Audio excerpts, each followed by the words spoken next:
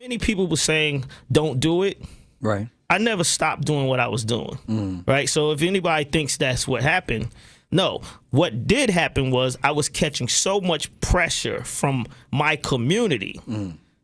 I never seen this before, and I didn't sign up for this. Right. I signed up to try to give Atlanta a week of free concerts in Centennial Park. And I got all this other stuff coming along with it. And with that being said, that's the gist of the whole thing. Talking to Jermaine Dupri and Bryan Michael Cox about this whole NFL Rock Nation situation. Unless you live under rock, you don't know that JayZ and Rock Nation are kind of partnering with the NFL to do better, so to speak. Not only in the community, but they're looking to do it on the music side. Not only with the Super Bowl, but they have all this other branding they want to do with music. Bryan Michael Cox said something on his podcast, which was completely made a movie of, and had everyone like looking at you a little crazy, like how you going to talk about your man, and then how could you talk about your mans, and then everybody's like, well, JD, how you feel about your mans? So as you look back about the whole situation and how it played out for you, Jermaine, any regrets? On which part? As far as being let's just start immediately with the affiliation of the Shield, the NFL, and how the Super Bowl went down in Atlanta. Not if people actually act like they remember.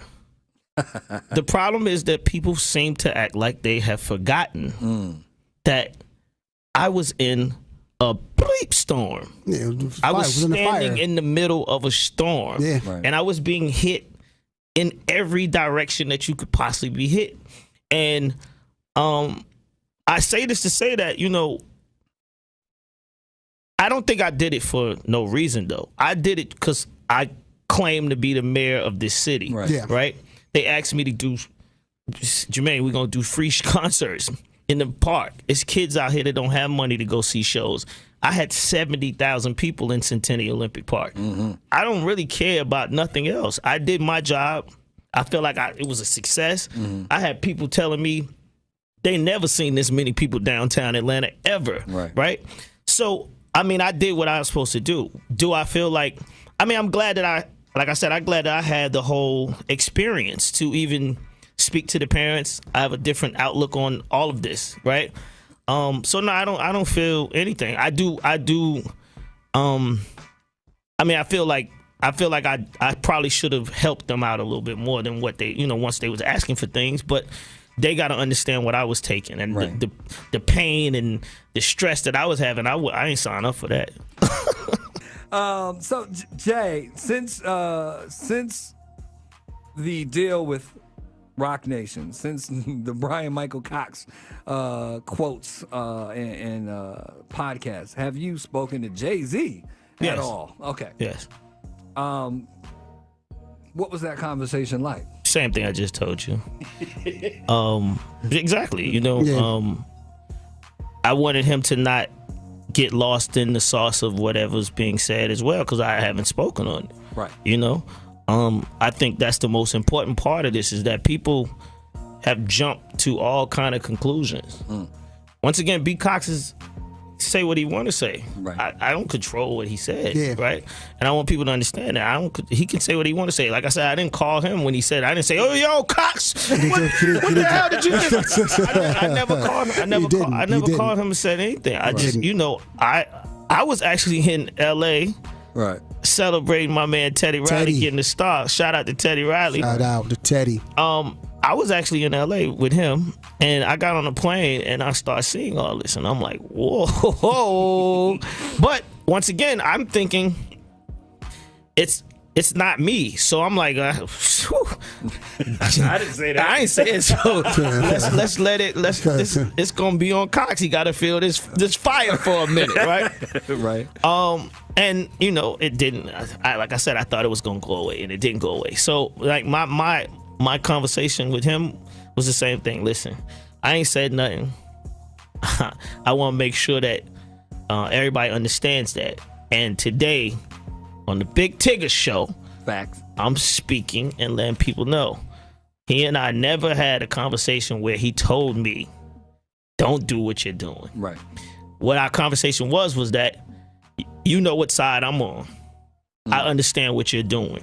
That's what the conversation was. Gotcha. Because everybody should, like I said, even when I was doing my press, I kept having to reiterate the fact that, guys, I'm not doing Super Bowl. Right. I'm doing shows in Centennial Olympic Park. And people just kept like, no, you're involved with the NFL because it's an NFL sanctioned thing, right? Okay, that's cool. But we also have an NFL committee. That's an Atlanta committee, right? Right. That people that live in Atlanta, people that move around this city every day, shout out to all of the people that work there, they had to do a job because it came to our city. And I think a lot of people miss that, and that's why I go back and say, I hope everybody remembers. Just remember, this wasn't a year ago, people. This was 6 months. I thought it was interesting to watch the dynamic of people defending JayZ and people coming for JayZ. The same defenders was killing JD. Really? Yeah. Killing me. Ebro, High 97, Right. he called me a sucker, told me I was a sellout. He went crazy. What else he said I was? Oh, you played yourself. Played yourself, right? yeah. JD, you played yourself. You out there letting them trick you to take money to do Super Bowl events when you know what you should be doing. And I'm like, damn, I'm a sucker, right? And then it was another. Let me see. I think I still got it in here.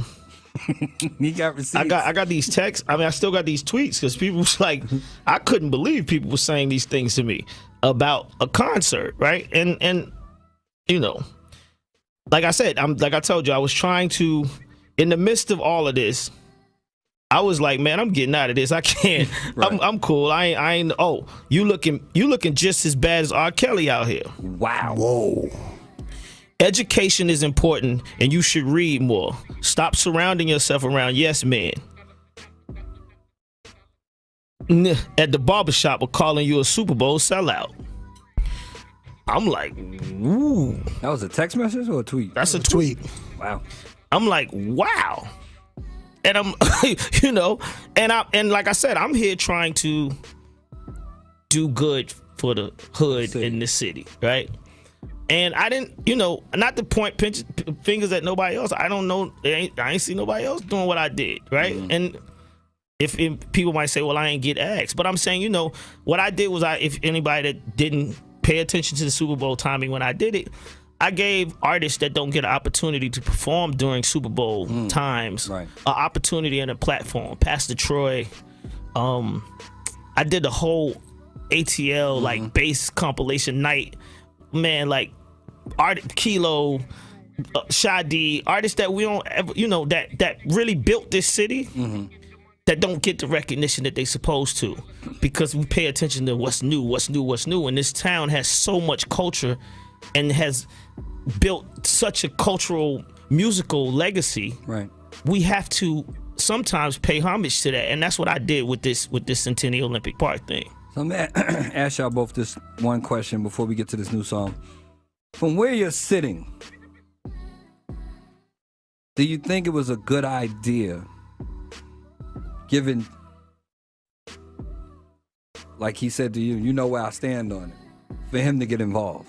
Yes, I will say yes, because I was involved, and I feel like you can't change anything unless you get involved, regardless of whatever it is that you're involved with.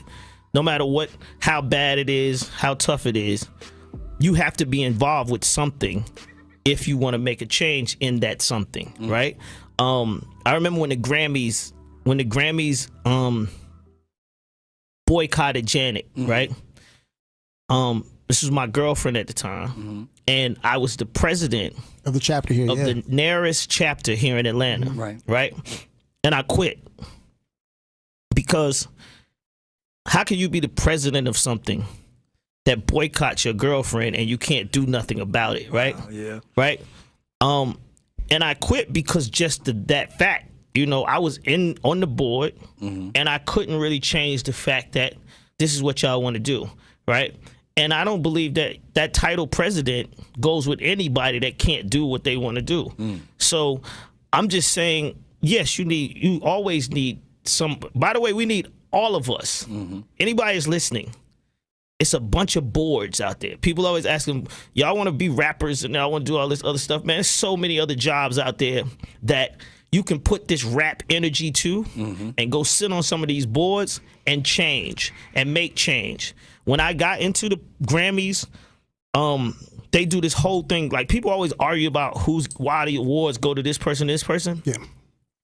When I got inside that organization, I realized why we weren't getting Grammys.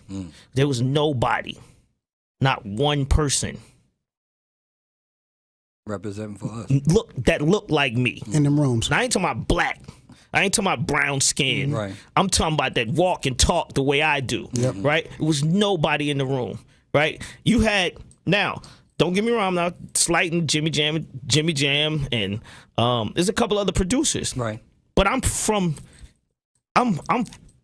what's the name of the TV show? Growing Up Hip Hop. This is me, man. I grew up hip hop. Amen. You know what I mean? I am the definition of growing up hip hop. Right. I didn't see that in that room, and you gotta have that. You gotta have that moving forward. I don't care what it is. So if it wasn't JayZ, it had to be somebody. Fact. You know, and that's what I was trying to do when it came here. I'm like, listen, I can't just turn. By the way, I'm the only rapper in this city that's got a song called "Welcome to Atlanta," and the Super Bowl comes to Atlanta, and I'm supposed to just turn my back. Wow. This ain't got nothing to do with nobody on the field. By the way, if this was, what I was doing anyway, what I was doing had nothing to do with anybody on that field. But I go back to that. Your question, yes, I feel like all these boards, as they get older, it's only a time when all of us are people that have this mind or great minds or want to use their minds to some good. You got to get in some of these boards and make some change. And, we're going to have fights. We're going to argue. But it is what it is. It's not going to change unless you get in there and do the work. I want to thank Bryan Michael Cox for stopping by, along with the homie JD, offering a lot of clarity to the situation. If you haven't been here over the last 30 minutes, I suggest you hit up v-103.com and watch, listen, and learn what happened was and what did not happen, so you can get that same clarity. But you brought me a new record, huh, JD? Yeah, I brought you this new Snoop Dogg record. Do it like what's the name of it? Oh, do it when I'm in it. I'm sorry. I write a bunch of songs. So this is a new Snoop record featuring myself, Slim Jimmy from Ray Shremmer, and Ozuna. Oh, really? Yeah. Nice. Okay. Yeah, Snoop Dogg. Matter of fact, y'all can get his new album. It just came out. Thank Me. That's the name of it. I want to thank me for coming up here. Hey, man, I want to thank you, too. I want to thank both of you. Amen. Brand new Snoop Dogg, JD produced. Let's get it on V103. Yeah, I know what this is.